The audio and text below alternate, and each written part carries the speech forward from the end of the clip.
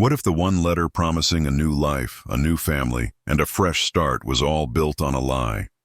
A desperate, heartbreaking lie crafted not by a con man, but by an 8-year-old girl who would do anything to have a mother again. Before we uncover the truth behind this little girl's incredible plan, do me a quick favor, hit that like button, subscribe, and tell me in the comments where in the world you're tuning in from. Your support means the world to me. Now let's get into the story of a journey that started with a deception and ended with a destiny no one could have predicted. The wind howled across the Montana plains like a starving wolf, whipping snow into a blinding frenzy. Inside the rattling stagecoach, Elara Vance held her medical bag close, her knuckles white from more than just the cold. She was a woman running not from the law but from ghosts. The ghost of her sister, Clara, taken too soon by illness, and the ghost of her purpose, lost when the Sterling Harbor hospital she'd devoted her life to had closed its doors. At 26, with skills as a war nurse that unsettled as many as they impressed, she was left with nothing but a letter in her coat pocket. A letter from a man named Samuel Croft, a carpenter in the remote town of Aspen Ridge. He offered a sturdy home and the chance to be a mother to his 8-year-old daughter, Lily. It was a simple, honest proposal that promised what her old life no longer could. A future. How much farther to Aspen Ridge? She shouted to the driver, her voice swallowed by the storm. The reply was a fractured warning about the disappearing trail. Suddenly, a violent lurch, the scream of horses, and the sickening tilt of the world turning sideways. Elara was thrown against the door as the coach toppled into a snow-filled ravine. Pain exploded in her head and darkness crept in. The last thing she heard was the driver's fading voice, then only the mournful song of the wind. Fighting for consciousness, Elara forced herself to move. She cut her way out of the overturned coach, finding the driver half buried in the snow, his life fading beneath her fingertips. Alone, with the horses gone, she used pieces of the wrecked coach to build a makeshift shelter, burrowing into the snow like an animal. As the temperature plummeted, she fought off the deadly temptation of sleep by reciting surgical procedures, anything to keep her mind sharp and her blood moving. When morning finally broke, the world was a silent, pristine expanse of white. There was no road, no trail, nothing but the distant smudge of a pine forest. Elara chose a direction and began to walk, each step a battle against the deep snow and crushing exhaustion. The rider, a broad-shouldered man with a beard frosted white, dismounted with surprising grace. "Lord Almighty," he said, his voice a welcome rumble in the oppressive silence. "Where'd you come from, ma'am?" "Nothing's come through on this road since the storm hit." He introduced himself as Ben Carter, the blacksmith in Aspen Ridge. Before Elara could fully explain, her knees buckled, and he caught her in strong arms that smelled of smoke and iron. The next thing she knew, she was on his horse, wrapped in a thick buffalo hide, drifting in and out of consciousness as they rode toward the distant town. Elara awoke in a warm room above the blacksmith's shop to the kind eyes of Ben's wife, Sarah. She learned she'd been asleep for a full day. Her belongings, including her precious medical bag and a small wooden locket, had been recovered from the wreck. When Sarah gently asked what brought a lady like her to Aspen Ridge in the dead of winter, Elara pulled out the wrinkled, water-stained letter. "I've come to marry Samuel Croft," she said, the words feeling foreign and fragile in her mouth.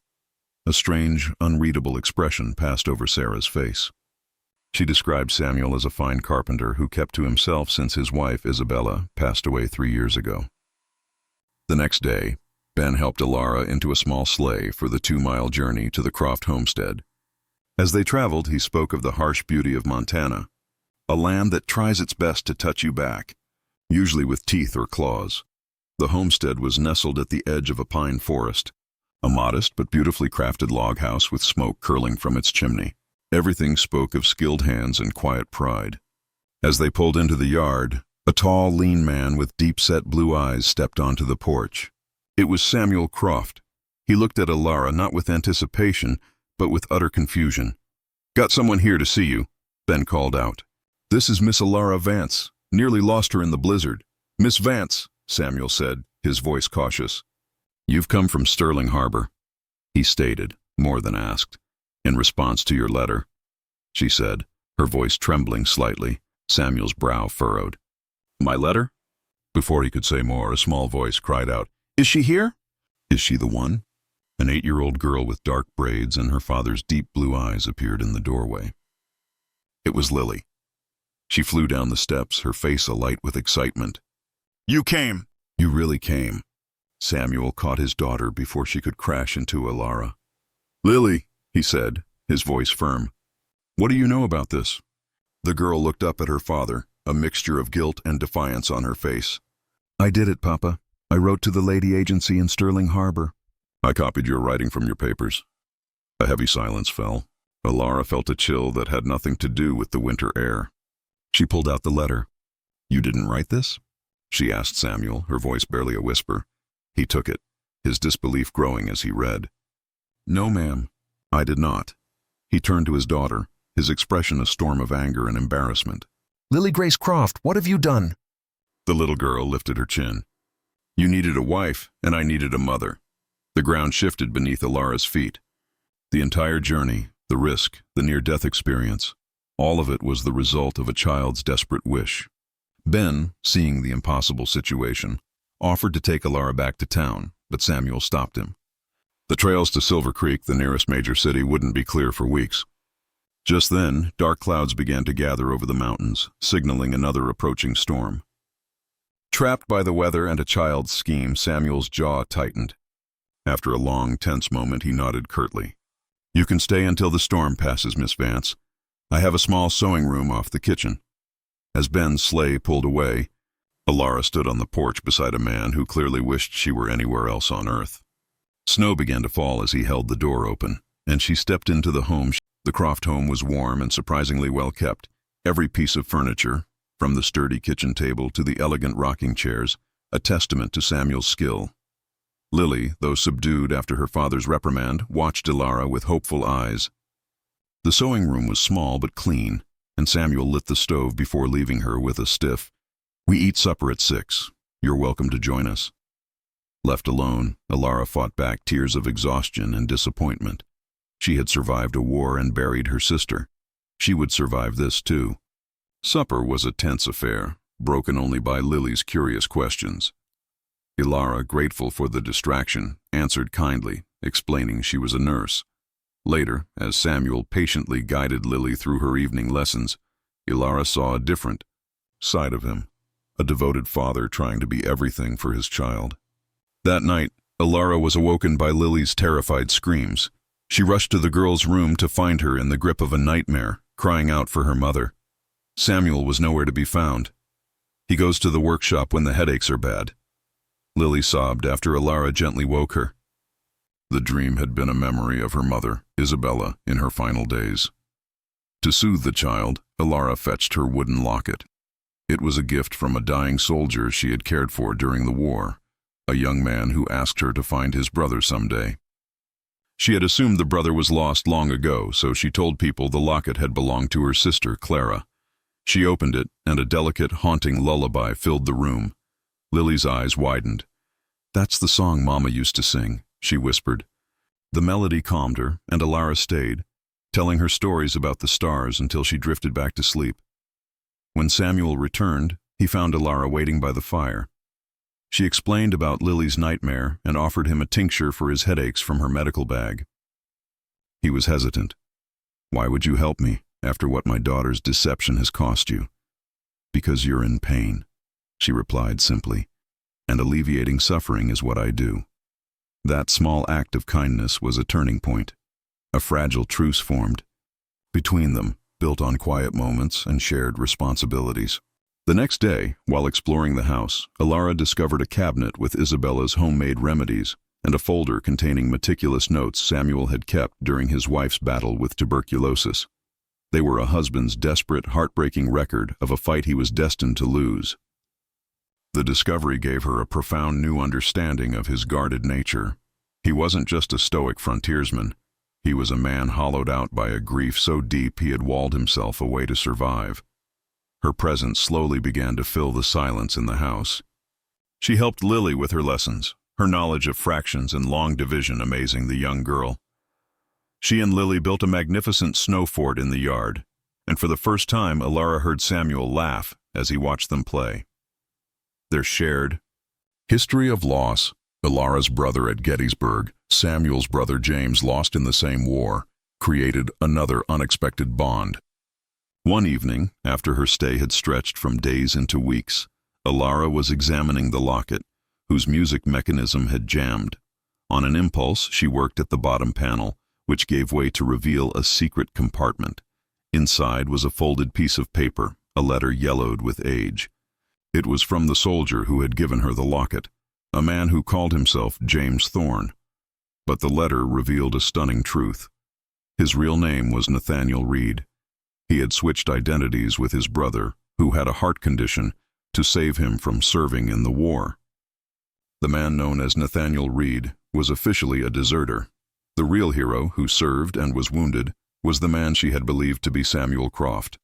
The letter was a dying man's plea for her to find his brother, Samuel, tell him of his sacrifice, and clear his name.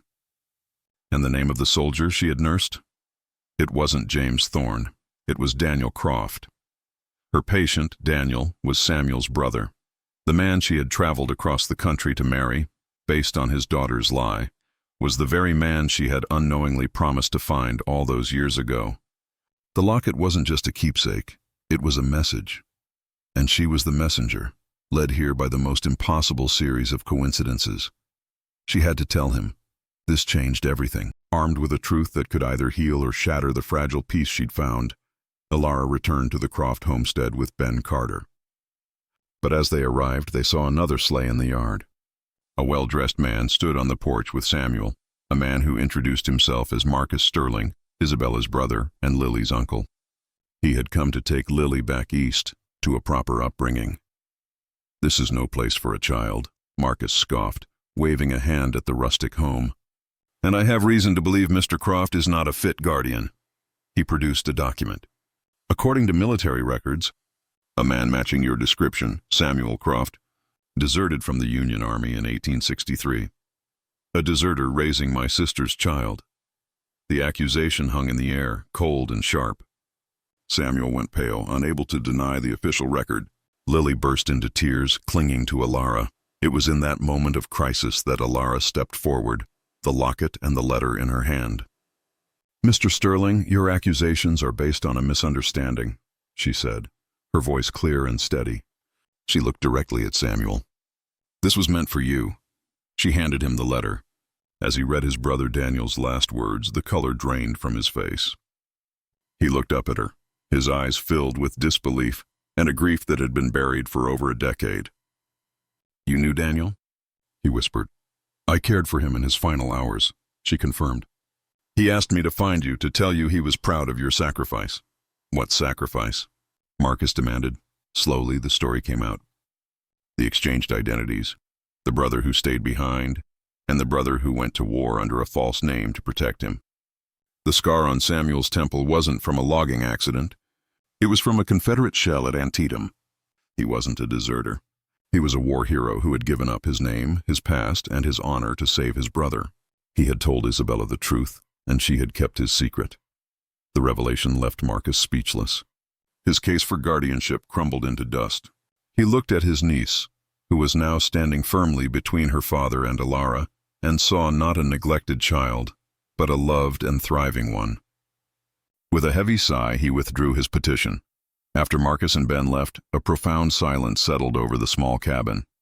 Elara had not only delivered a message, she had given Samuel his life back. He looked at her, not as an intruder or a temporary guest, but as the woman who had, against all odds, brought light back into his home. "All these years," he said, his voice thick with emotion, "I wondered. You've carried this for me, without even knowing it." "I think," she said softly, "that I've been searching for you for a very long time, Samuel." The question of what came next hung between them. The pretense of her being a mail-order bride was long gone, replaced by a connection forged in shared grief, quiet understanding, and now, a shared secret. "Catherine believes you belong here," he said, his voice dropping low. "And what do you believe, Samuel?" "I believe," he said, taking her hands in his, "that fate rarely gives second chances, and when it does, only a fool would turn away." He spoke of how she had saved his daughter from nightmares, eased his own pain, and brought his brother's spirit home. When you were gone, he confessed, something essential went with you. From Lily's room, the faint, sweet melody of the locket could be heard as the little girl hummed the lullaby. It was a song that connected them all. In that moment, Elara knew she had found the one thing she hadn't even realized she was looking for.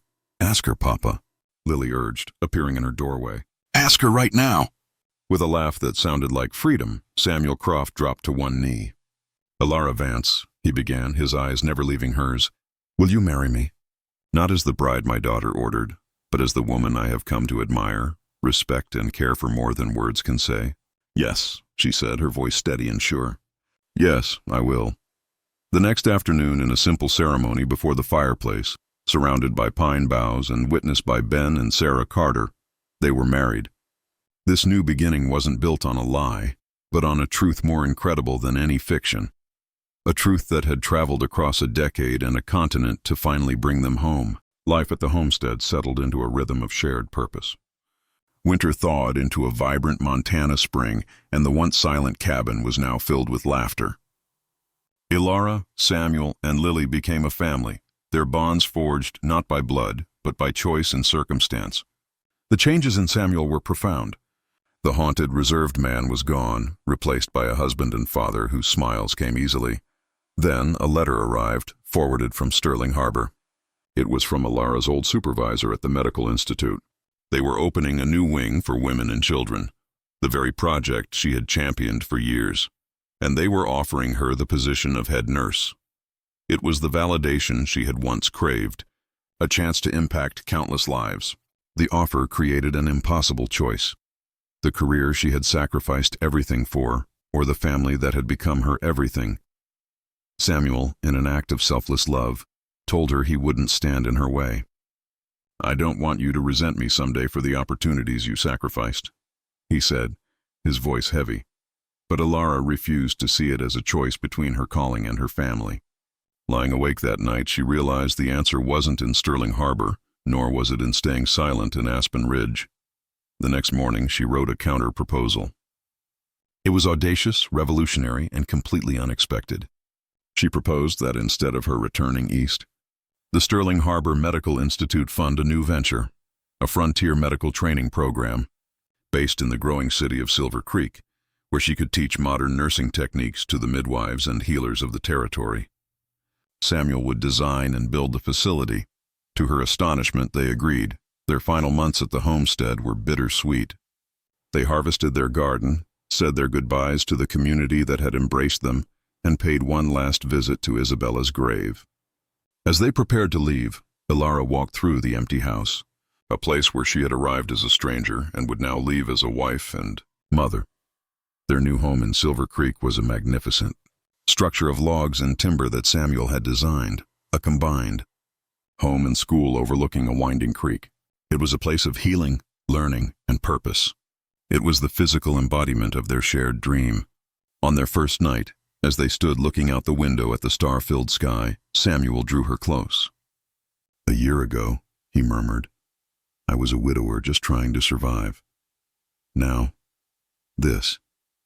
"A year ago," she replied, resting her head on his chest, "I was a dismissed nurse running from a life of loss. And now," she gestured around at the beautiful home, at the school they would build together, "now I'm exactly where I'm meant to be." Their journey hadn't been about reaching a destination on a map. It had been about finding a place where two separate paths, guided by a child's hope and a brother's love, could finally converge and become one. If you enjoyed this story, please show your support by hitting the like button, leaving a comment, and subscribing to the channel. Don't forget to check out the other stories in my playlist and let me know what you think. Your support is what keeps me going. Thank you for watching.